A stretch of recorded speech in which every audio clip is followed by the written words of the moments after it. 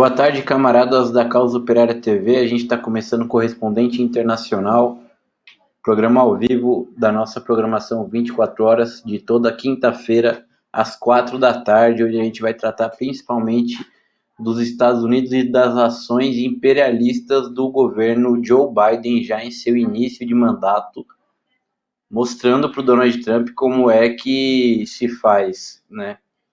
O Biden, que é um maravilhoso progressista, humanista, democrata, tem uma mulher negra, descendente de imigrantes estrangeiros, né, nos Estados Unidos, que tem em seu gabinete uma pessoa trans, um homossexual, cadeirante, anão, careca, etc.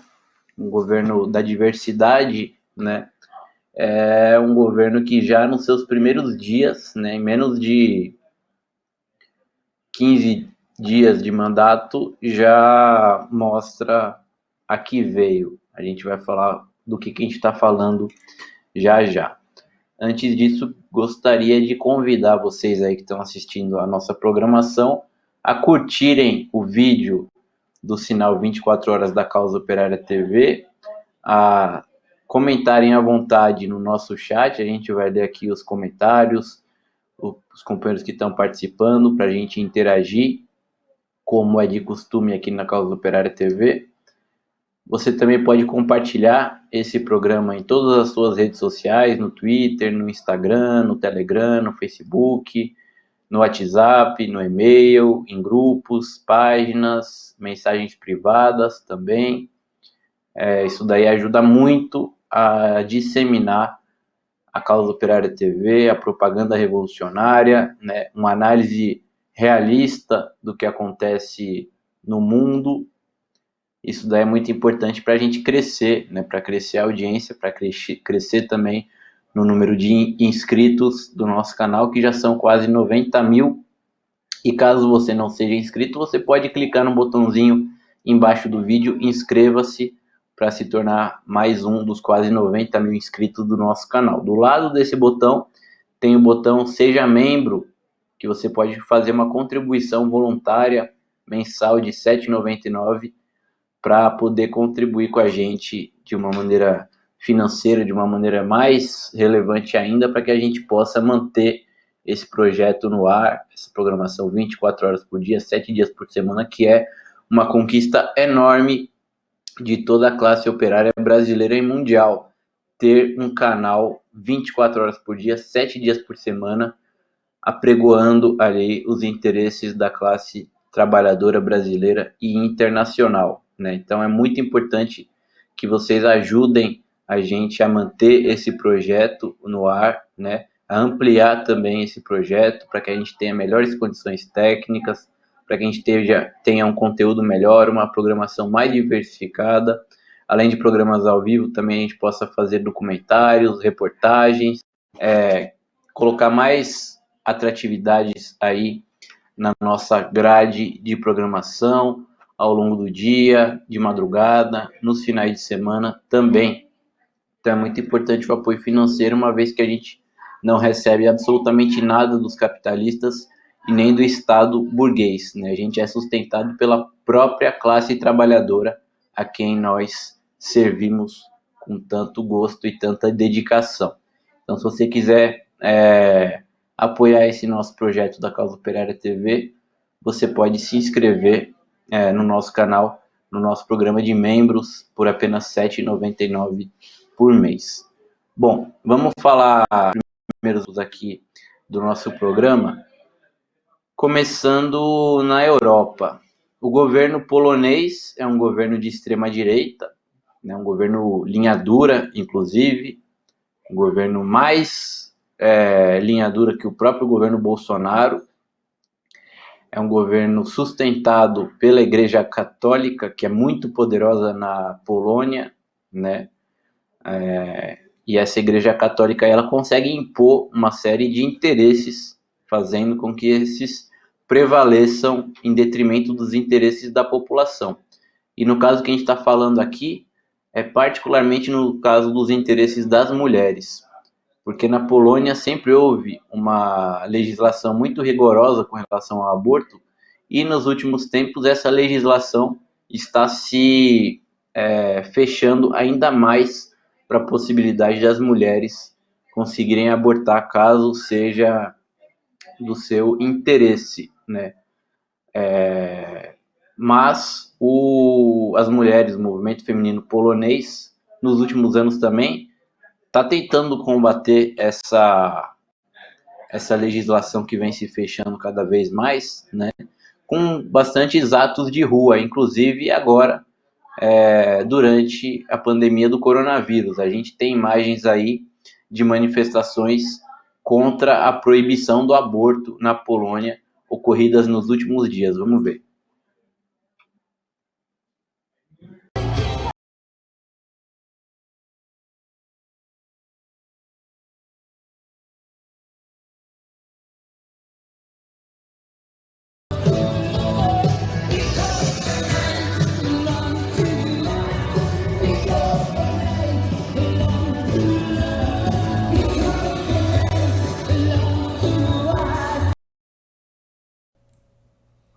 A gente tem mais um protesto, porque foram vários protestos aí nos últimos dias na Polônia, e vocês vejam que são protestos de rua realizados à noite, né? Com muito frio, na Europa está no inverno, e no leste europeu, como é o caso da Polônia, nesse momento aqui, inclusive neva, né? Mas vamos ver aí, as mulheres saíram às ruas mesmo assim contra os ataques do governo de extrema direita e a favor do direito ao aborto. Tem mais um vídeo aí, vamos ver.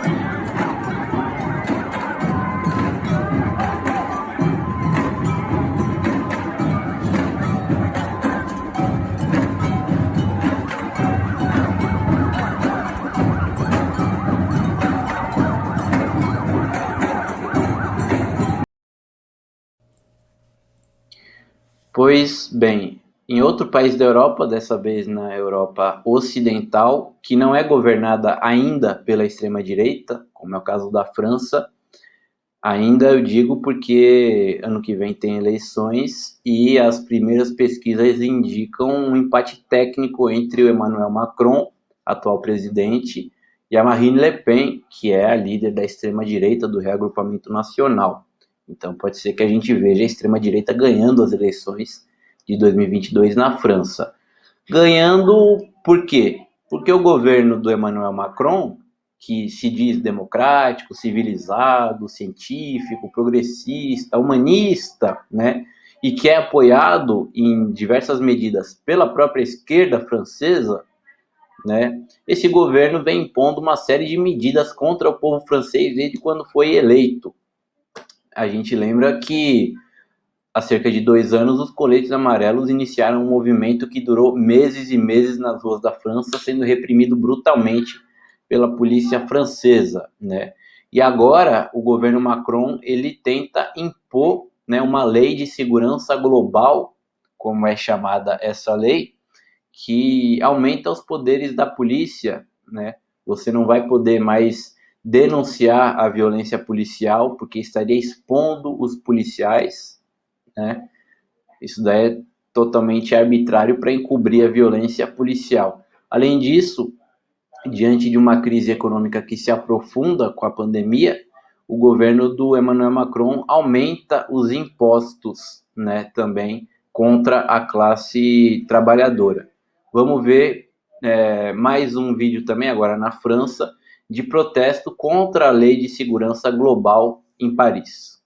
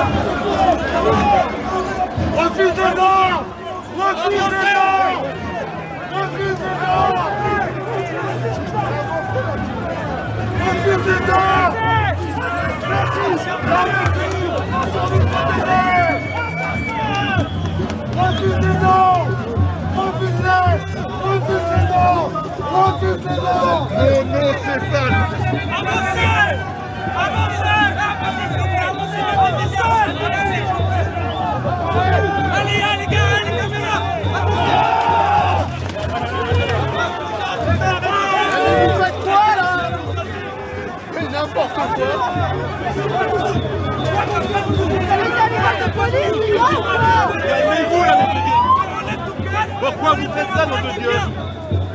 Calmez-vous, nom de Dieu. Ils s'amusent là, ils ont des fourmis dans les jambes. On n'est pas là pour s'amuser tous. Calmez-vous. Restez là, calmez-vous. On avance, c'est tout. Bom, eu queria lembrar a vocês que a gente já está, inclusive, combinando para que na próxima quinta-feira o correspondente internacional, converse justamente com um correspondente diretamente de Paris, né, o professor Plínio Prado, sobre a repressão na França, né, e também sobre o cenário eleitoral da extrema-direita contra o Emmanuel Macron em 2022. Então você já pode aí anotar na agenda, porque na próxima quinta-feira a gente vai falar direto de Paris a respeito da crise na França, que é uma das principais nações aí imperialista, que vive também uma enorme crise política. Bom, vamos ver agora uma reportagem do Brasil de Fato a respeito dos Estados Unidos. Vocês devem ter visto, né? Inclusive para quem acompanha os podcasts da Causa Operária TV em parceria com a Rádio Causa Operária, deve ter ouvido aí o Procultura a respeito do episódio que aconteceu na semana passada, de uma trollagem, né, de um grupo de pessoas na rede social Reddit, que fez com que esse pessoal aí se unisse para meio que tentar implodir aí o mercado de ações norte-americanos, né? Temos uma reportagem do Brasil de Fato a respeito desse funcionamento, uma vez que depois disso daí, os grandes monopólios já, né, que demonstrando que esse discurso aí da livre concorrência não passa de uma farofada, eles já se movimentaram para impedir que esse tipo de coisa ocorresse, ou seja, impedir a liberdade econômica nos Estados Unidos, uma vez que eles podem ser atingidos por causa disso. Mas tem a reportagem do Brasil de Fato, vamos ver. Se Wall Street é o coração financeiro dos Estados Unidos, podemos dizer que ele teve uma espécie de arritmia nas últimas semanas, quando investidores de varejo, também conhecidos como investidores amadores, que são pessoas comuns, se uniram para desafiar a lógica do mercado americano. A ação foi coordenada através de redes sociais e fóruns, como os do Reddit, dedicados às discussões de aplicativos de investimento que têm como missão democratizar o acesso às bolsas de valores dos Estados Unidos. Retail sector of trading has gone from approximately 10 to 15% of the whole market to now upwards of 40%. A lot of that comes down to a lot of these brokerages, including Robinhood, which was the one that started, and TD Ameritrade, Fidelity, all going commission free. That is making trading so much easier for everyone. As you know, back in the day, if you were trying to make a smaller position, you weren't able to do that because the commission costs were, you know, taking away $15, $20 for each transaction. And a lot of these smaller traders, if they only want to purchase, let's say, 1 or 2 shares at a time, it's going to be very expensive to do that. Ações combinadas de investimento não são nenhuma novidade, mas são ilegais caso configurem manipulação de preços, e é isso que as autoridades estão investigando. Para entender a confusão financeira experimentada pelos americanos, é preciso primeiro compreender o conceito de venda descoberta, que é uma estratégia de venda de ações alugadas. Para trazer esse conceito para o dia a dia, suponhamos que depois de uma intensa pesquisa, você acredita que a cotação do dólar vai cair nos próximos dias e decide lucrar com isso.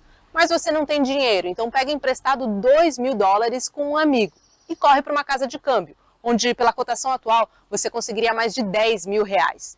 Supondo que as suas análises estejam corretas e o dólar caia para, digamos, R$2, você agora pode pagar de volta a sua dívida com R$4.000, faturando R$6.000.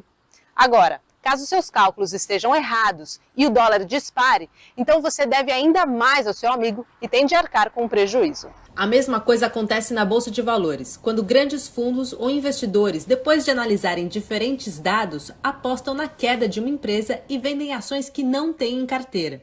Foi exatamente isso que fizeram com os papéis da GameStop, uma rede de varejo especializada no universo de videogames com um modelo de negócio considerado obsoleto. A grande diferença, porém, é que os usuários das redes sociais unidos começaram a comprar as ações dessa companhia e, seguindo a lógica de oferta e demanda, fizeram os preços dispararem, impondo prejuízos a grandes fundos. As autoridades americanas estão investigando o movimento sob a alegação de manipulação de preço. When the rich white guys want to manipulate stocks and do what they would like, it's all fun and games, you know, but when the everyday folk start to play the games that they play, it's not fair, it's not fun, you know. Wait, what? They are benefiting from this? So that's why there's a lot of funds trying to get regulation on retail, regulation on social media pumps, all that kind of stuff, because these large institutions understand that now the playing field is not just them. Is that those hedge funds aren't these evil, sinister entities that we often think of them. The hedge funds are investment vehicles into which pension funds, private pension funds, public pension funds, teachers, the plumbers union, the firemen, the policemen, their pension funds are investing in these hedge funds. And so when those hedge funds lost because short sellers got hurt by an outrageous manipulation, it wasn't just the evil investment managers, who of course aren't evil. It was people like you and I, whose pensions are now going to be a little less generous as a result of the fact that some very clever people managed to pull off quite a stunt. The real question is there some kind of manipulation going on? Now, manipulation is illegal under US securities laws, but proving it can be difficult. Now, is this a groundswell that just came up on Reddit?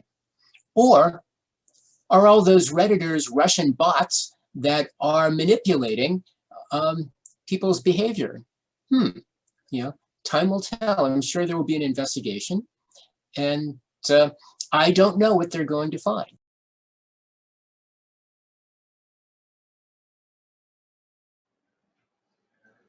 Esse último entrevistado aí, espero que ele esteja brincando quando ele fala de robôs russos, né? Porque nos Estados Unidos até as pessoas que se dizem inteligentes acreditam nessa história de robôs russos. E aí, até mesmo a Rússia estaria por trás até mesmo de ataques à Bolsa de Valores, à Wall Street, ao mercado de ações norte-americano, como o caso do Reddit, né?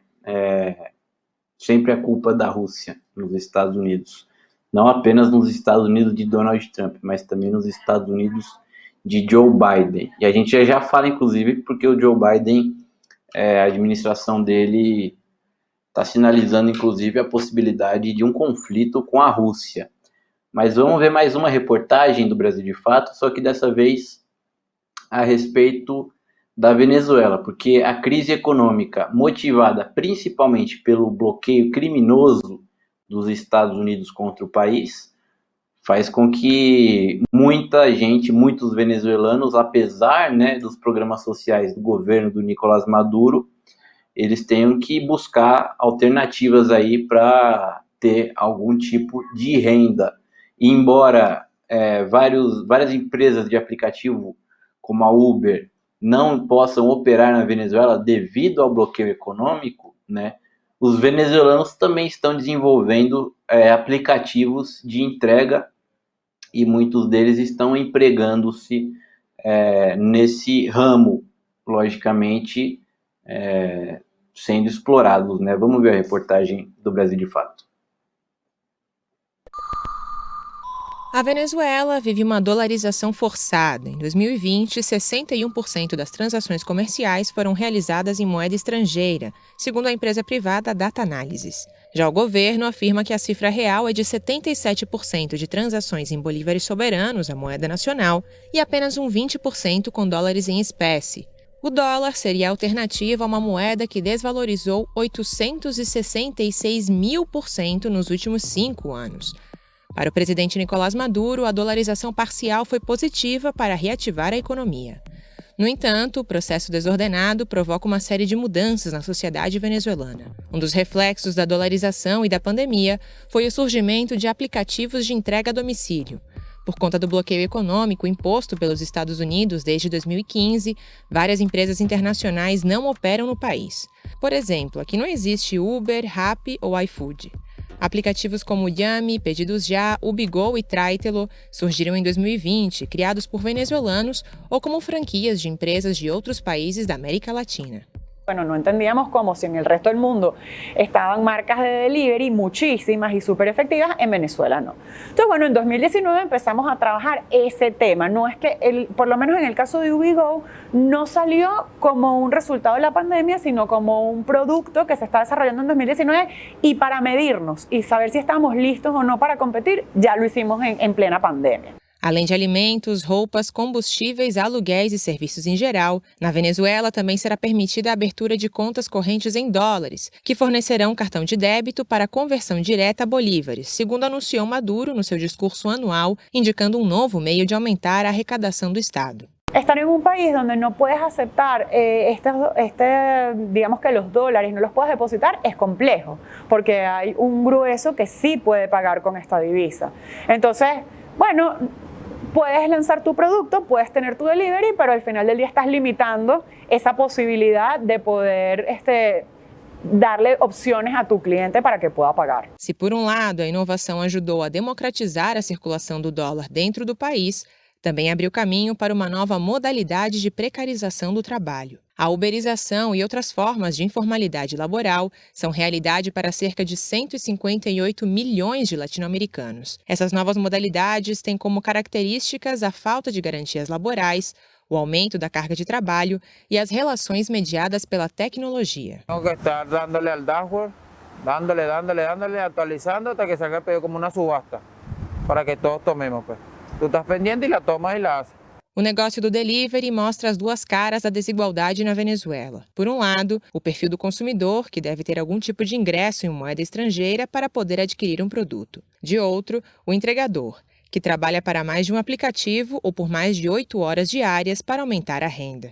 Mientras más trabaja uno, más va subiendo de rating y más le ponen pedidos. Todos los días, aquí la mayoría trabajamos de lunes a lunes. Y ahí a veces hay algunos muchachos que sí tienen nada más este trabajo y agarran el turno de la mañana, la tarde y el de la noche. Trabajan todo el día, que sí, de 8 de la mañana a 11 de la noche. Primero yo trabajaba en una oficina, pero con lo de la pandemia y todo eso, la empresa quebró y empecé en Yumi a trabajar. Me llamaron de Yumi, empecé ahí. Y me va mejor que la oficina acá nomás, literal. Lo que hago en una semana aquí en pedidos ya era lo que hacía en la oficina en 2 o 3 meses. En una semana buena, 180, 150 dólares. Ay, yo trabajo todo el día, como 15 horas diarias más o menos. Una semana buena, 150 dólares semana. E na mala? 90, 100. As ruas da zona leste da capital, que concentra a maior renda per capita de Caracas, são um ponto de encontro dos entregadores que não têm um lugar para descansar. Por este lado que están los pedidos, pues. De este lado que la gente pide. Y mayormente nos la pasamos aquí, porque aquí no nos molestan los policías, no dicen, mira, no te puedes parar en la acera o algo. Pues. O fenômeno dos apps se tornou um atrativo para os venezuelanos que emigraram do país atrás de emprego e outras fontes de renda. El 50% de mi WhatsApp está fuera del país, regado por todos lados, ¿sabes? Pero todos también ya pensando en regresarse también. Y todos pendientes de venir a trabajar de delivery. Todos me preguntan qué verga y tal, cuánto sacas, cuánto haces, cómo es la cosa, ¿sí me entiendes? El delivery está como que revolucionando el país otra vez porque todo el mundo quiere trabajar a delivery. Y sí da, la verdad es que sí da. Porque hago lo mismo o más que conocidos que están en Colombia o en Perú, ¿sí me entiende? No entanto, para quem permaneceu aqui, voltar ao trabalho habitual ainda seria a melhor opção. Volvería, me gustaría volver a mi trabajo anterior, pero tiene que mejorar la paga. Porque de verdad uno no puede trabajar porque le nace el oficio o porque en realidad le gusta. Uno tiene que trabajar por el dinero. En mi casa somos varias personas y estamos igual. En delivery, vamos para acá, algunos en empresas, pero igualito llevamos y hacemos pedidos, porque resolvemos con eso.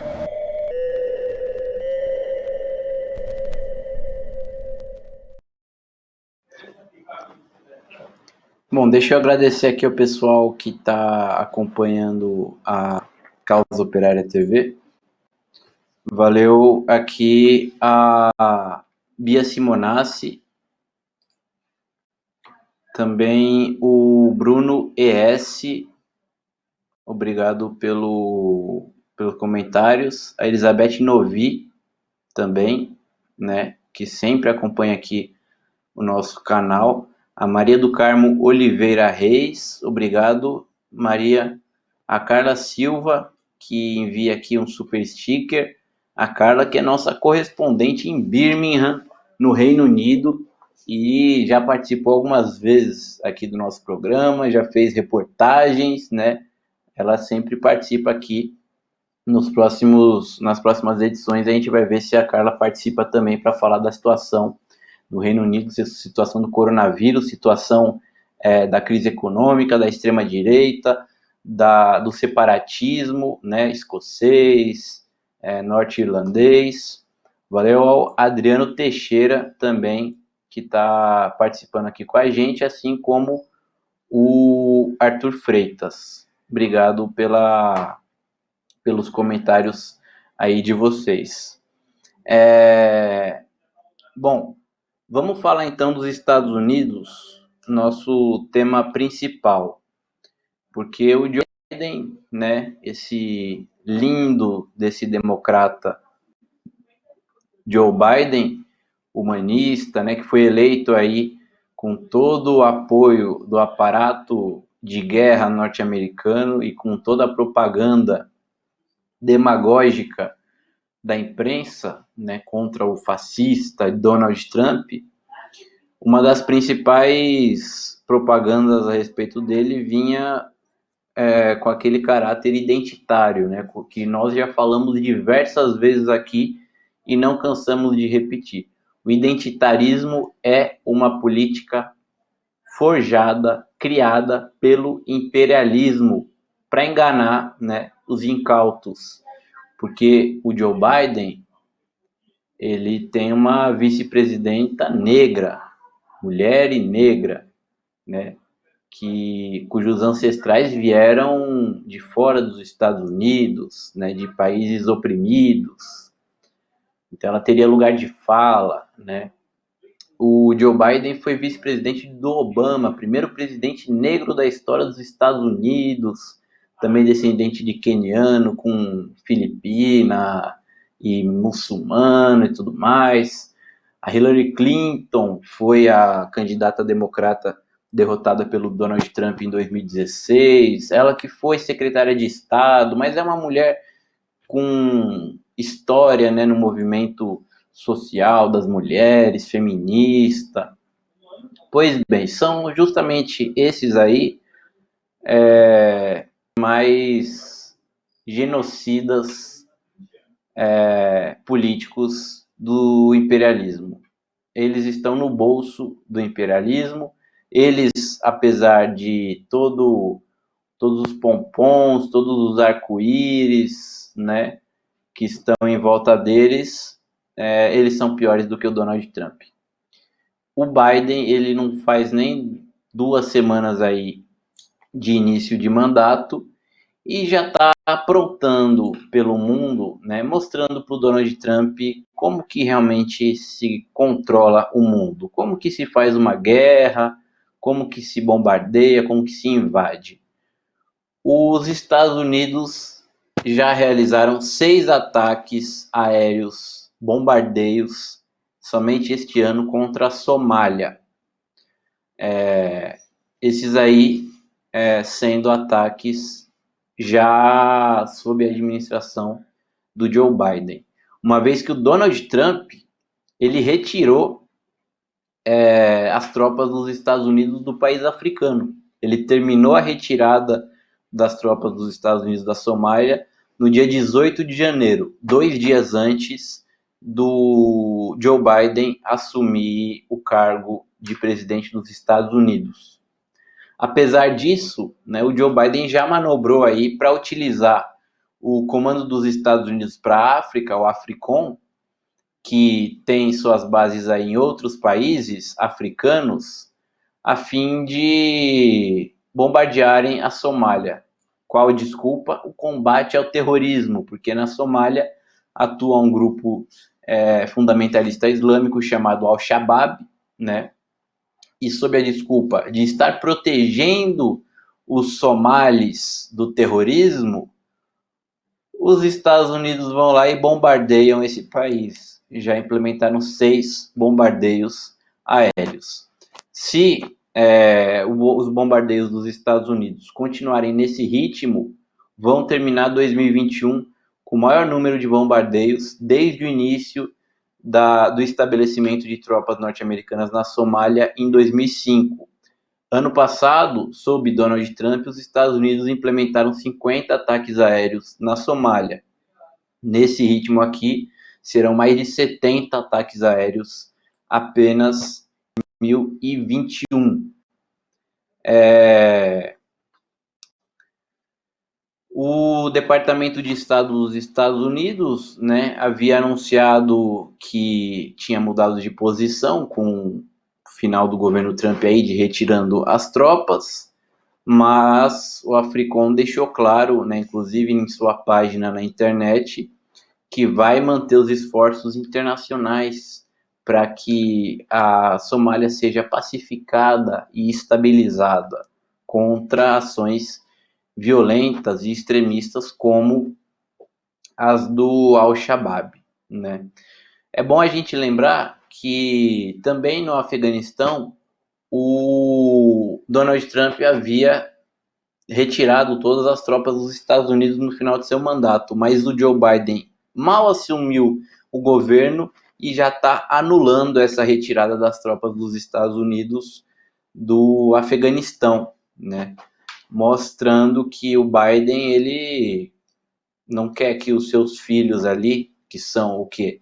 As guerras no Afeganistão, as guerras na Somália, eles morram. Precisa manter ali a guerra dos Estados Unidos nesses países. Por que são filhos do Joe Biden? O Joe Biden ele está no aparato do Estado norte-americano desde 1973.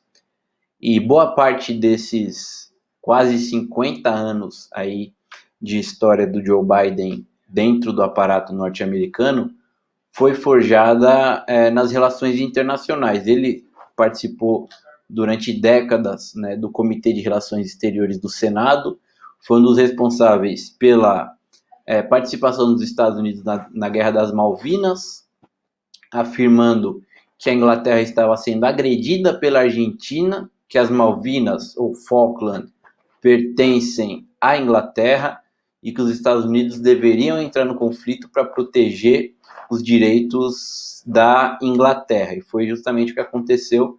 A Inglaterra submeteu a Argentina, né?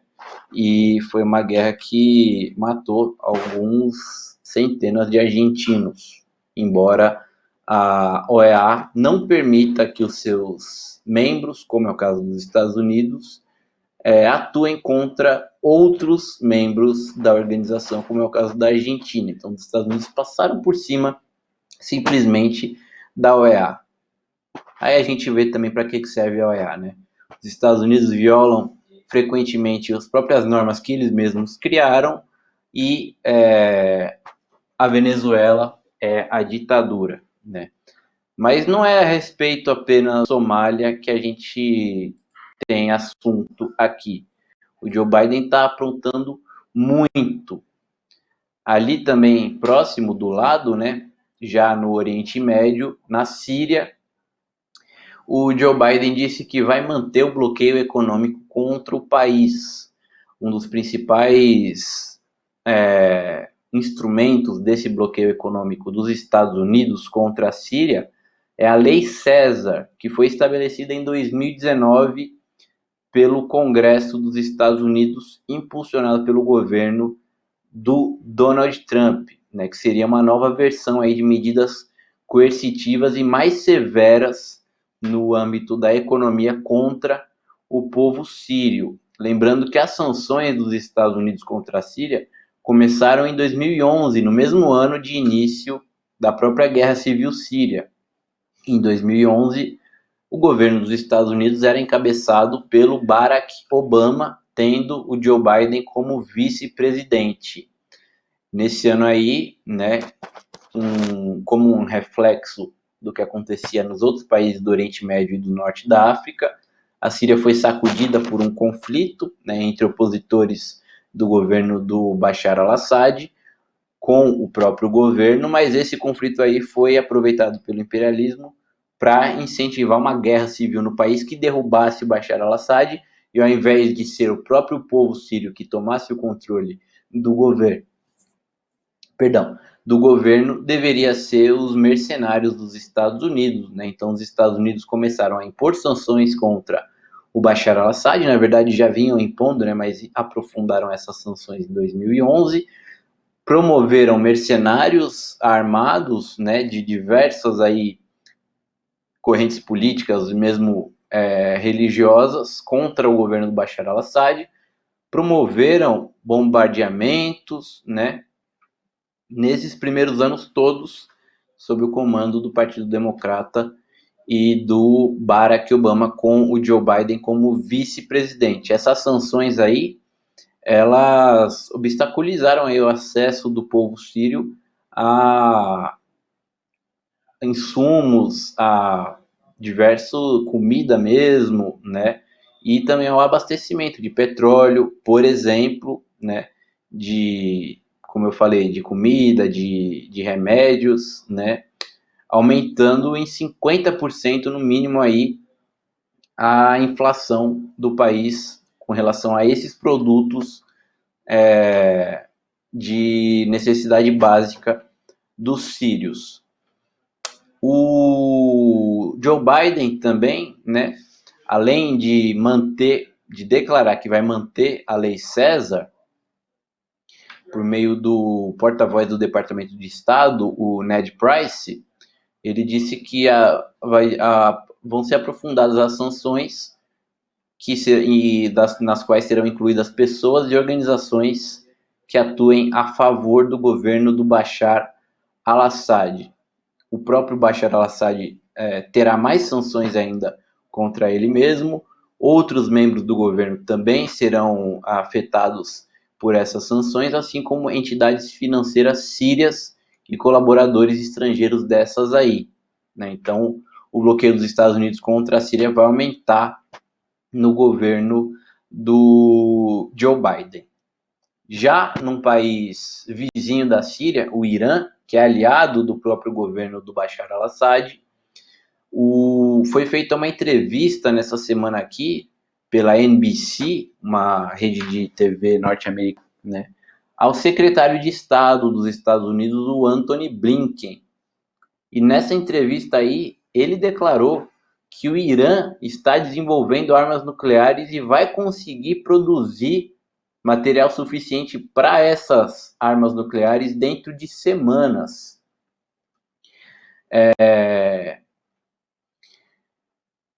Bom, o governo do Irã rebateu essas afirmações, né? O ministro de Relações Exteriores do país, o Mohammad Javad Zarif, disse que o Irã não busca desenvolver armas nucleares e, se quisesse fazer isso, já teria feito há muito tempo. Mas essas declarações aí do Antony Blinken mostram que os Estados Unidos tentam forçar, né, que o Irã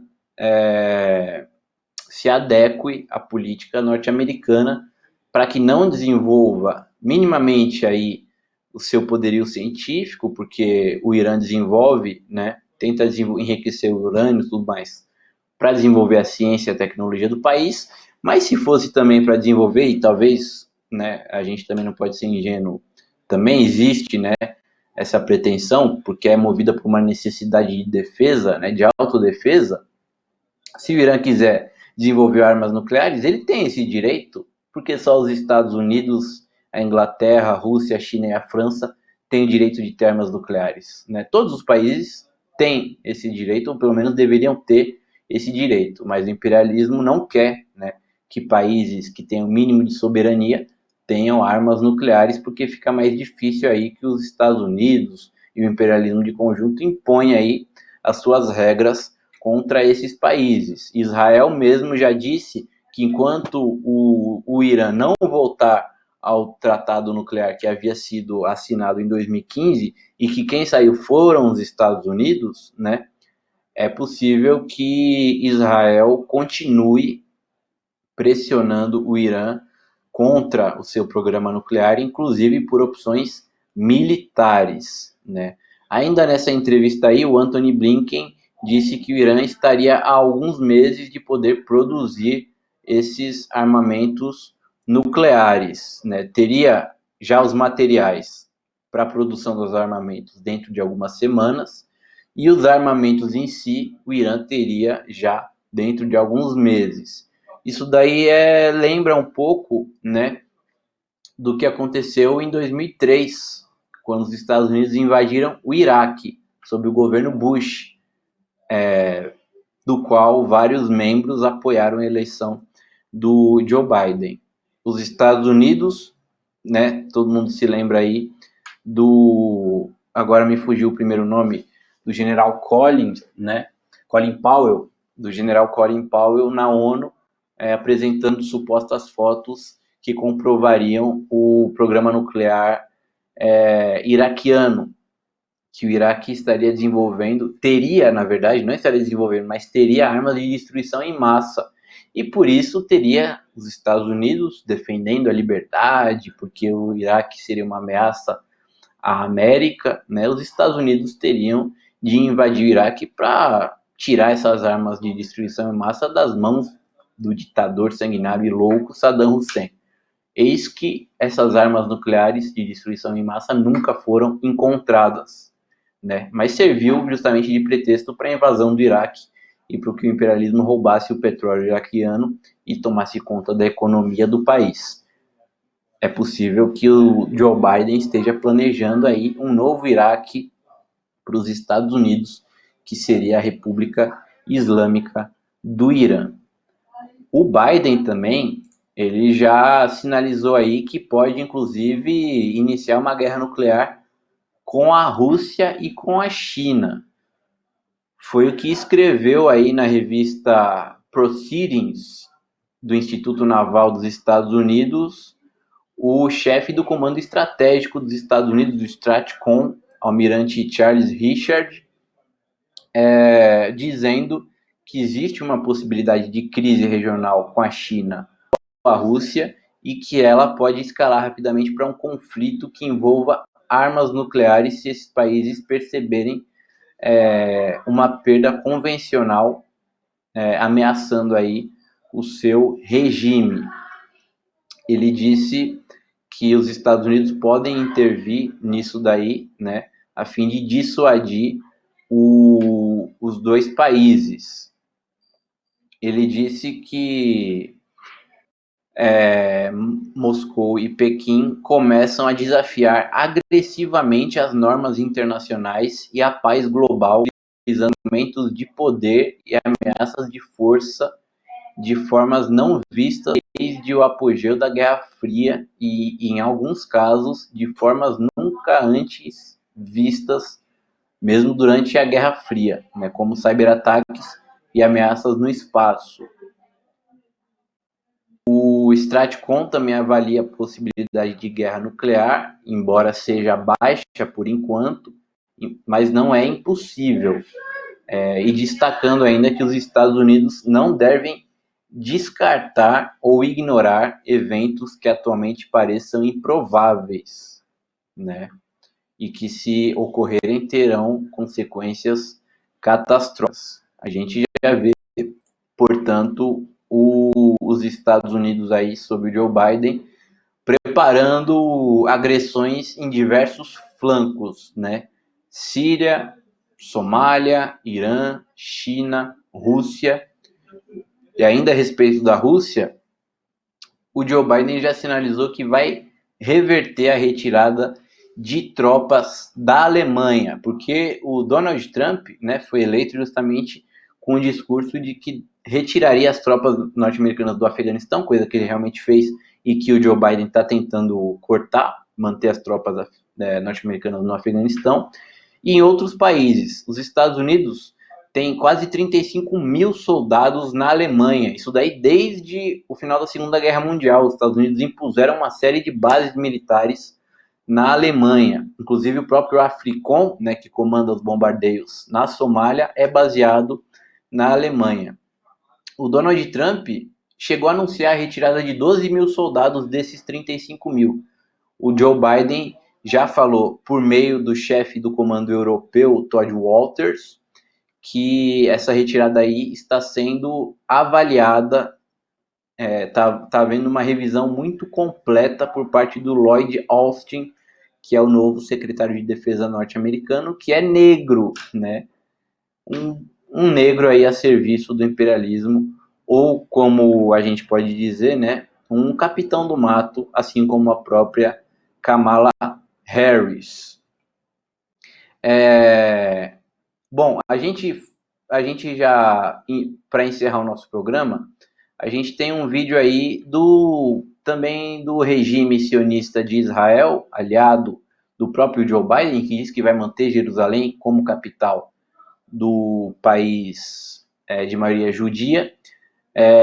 O Israel invade, né, diversos territórios palestinos desde os anos 50 a 60 e vem destruindo territórios onde palestinos vivem para construir assentamentos israelenses.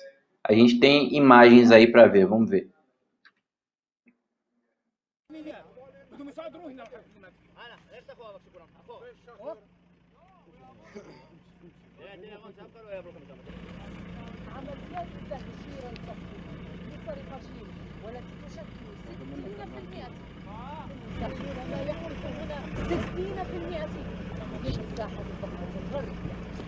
الله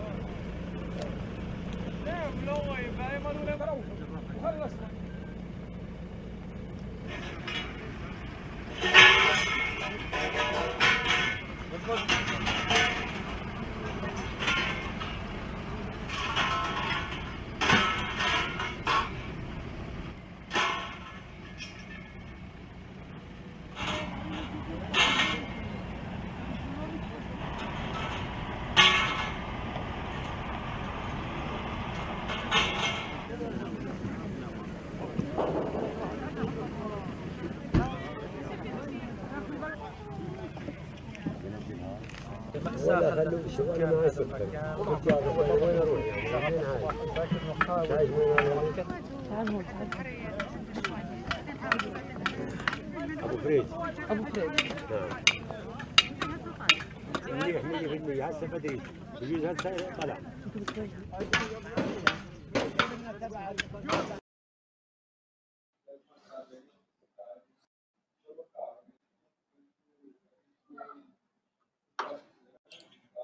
Bom, valeu aqui ao vivo também pela contribuição aqui, participando do nosso chat. Muito obrigado. Novamente obrigado a Carla, Elizabeth, que faz uma sugestão. Vamos ver aqui se a gente faz um programa sobre o Alexei Navalny mesmo, que já foi reportado no próprio New York Times, ou era no Washington Post alguns anos atrás, que recebia dinheiro do governo dos Estados Unidos. A gente vai ficando por aqui com o correspondente internacional. A gente volta na próxima quinta-feira, como eu disse, com entrevista com o professor Plínio Prado, direto de Paris, para falar a respeito da repressão do governo Macron e das eleições de 2022, que se apresentam aí muito perigosas com a extrema-direita, com chances de ganhar o governo francês. Fique agora com o Jornal das 5 e continue ligado na programação da Causa Operária TV, 24 horas por dia a serviço dos trabalhadores. Valeu!